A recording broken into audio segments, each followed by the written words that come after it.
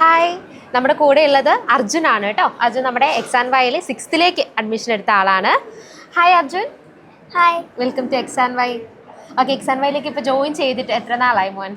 ഞാൻ ജോയിൻ ചെയ്തിട്ട് ഒരു മാസമായി. ഓക്കെ, അപ്പോൾ നമുക്ക് ഇപ്പോൾ കിട്ടുന്നത് നമ്മുടെ ബേസിക് മാത്തിൻ്റെ ക്ലാസ്സുകളും മാത് ജൂനിയറിൻ്റെ ക്ലാസ്സുകൾ അല്ലേ. 6th and 7th മാത് ജൂനിയറിൻ്റെ ക്ലാസ്സുകളാണ് നമുക്ക് അവൈലബിൾ ആയിട്ടുള്ളത്. മാത് ജൂനിയറിൻ്റെ ക്ലാസ്സുകളുണ്ട്, അതുപോലെ ഇപ്പോൾ കോഡിംഗ് ബൂട്ട് ക്യാമ്പ് സ്റ്റാർട്ട് ചെയ്തിട്ടുണ്ട്. ഓക്കെ, അപ്പോൾ എങ്ങനെയുണ്ട് എക്സാൻ വൈയുടെ ക്ലാസ്സുകൾ? എങ്ങനെയുണ്ട് മാത് ജൂനിയറിൻ്റെ ക്ലാസ്? എങ്ങനെയാണ് എഫക്റ്റീവ് ആവാൻ തുടങ്ങിയോ? ഓക്കെ, അപ്പോൾ അതിൽ ഏതൊക്കെ ടോപ്പിക്സ് ആണ് ഇപ്പോൾ കവർ ചെയ്തേക്കുന്നത് മോൻ? ഇപ്പോൾ ഞാനൊരു ഇൻട്രൊഡക്ഷൻ പാർട്ട് കവർ ചെയ്തു, പിന്നെ മൾട്ടിപ്ലിക്കേഷനും ചെയ്തു.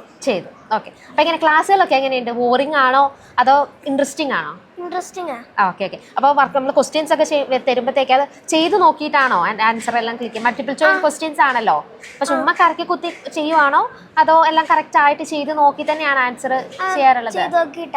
ഓക്കെ, അപ്പൊ ട്രോഫീസ് ഒക്കെ കിട്ടില്ലേ? ട്രോഫീസ് ഒക്കെ കിട്ടുമ്പോ സന്തോഷാണോ? അപ്പൊ എങ്ങനെ കൂടുതലായിട്ട് ഇനിയും കാണാനൊക്കെ തോന്നുവോ? അപ്പൊ ഡെയിലി എത്ര സമയം പോലെ നമ്മുടെ ക്ലാസ് കാണാൻ വേണ്ടി സ്പെൻഡ് ചെയ്യാറുണ്ട്? ഒരു അരമണിക്കൂർ. ഓക്കെ, അരമണിക്കൂർ ആകുമ്പോഴത്തേക്കും നമ്മുടെ കറക്റ്റ് ഷെഡ്യൂൾ കവർ ചെയ്ത് പോകുന്നുണ്ടല്ലേ? ഓക്കെ, ചിലപ്പോഴൊക്കെ ആണെങ്കിൽ ഞാനാണെങ്കിൽ കുറച്ചും കൂടി കവർ ചെയ്യും. ഓക്കെ, ആ ഇൻട്രസ്റ്റ് കൊണ്ട്, ട്രോഫീസ് കിട്ടാനുള്ള ഇൻട്രസ്റ്റ് കൊണ്ട് പിന്നെ ക്ലാസ്സുകൾ കാണും അല്ലേ? ഓക്കെ, അപ്പോൾ പിന്നെ കോഡിംഗ് ബൂട്ട് ക്യാമ്പ് സ്റ്റാർട്ട് ചെയ്തു, അതെങ്ങനെയുണ്ട്? കോഡിംഗ് ബൂട്ട് ക്യാമ്പ് ഉള്ളായിരുന്നു. ഞാനാണെങ്കിൽ എനിക്ക് ഓൾറെഡി ആണെങ്കിൽ ഞാൻ യൂട്യൂബിൽ നിന്നൊക്കെ കുറെ പഠിച്ചിട്ടുണ്ടായിരുന്നു ഓൾറെഡി സ്ക്രാച്ച്.